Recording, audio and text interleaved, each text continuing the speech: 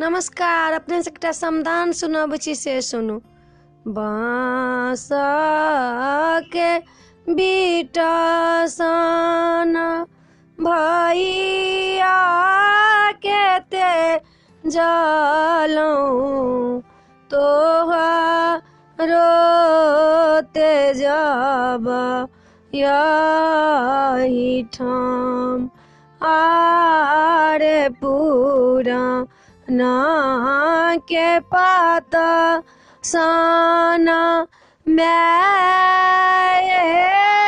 केते जलऊं तोहरो तेजब यही ठाम आरे सुपति खेलते हम सखी सब केते जलऊं तोहरो तेजब यही ठाम आरे जाई बन गेलऊं हम केवा नहीं भेटे केओ नहीं कुला परिवार आरे लेने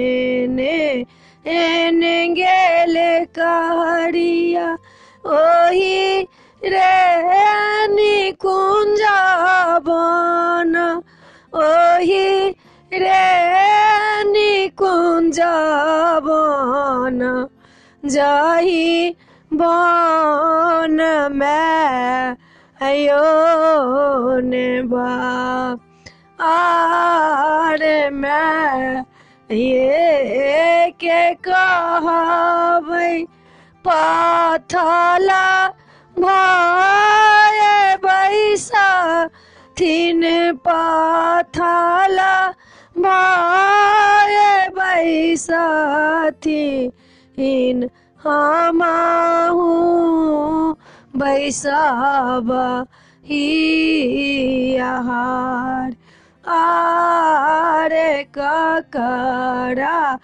आला ठारा भये कानी का सुनाए बई कानी का सुनाए बई जही बन में अयो ने बाप।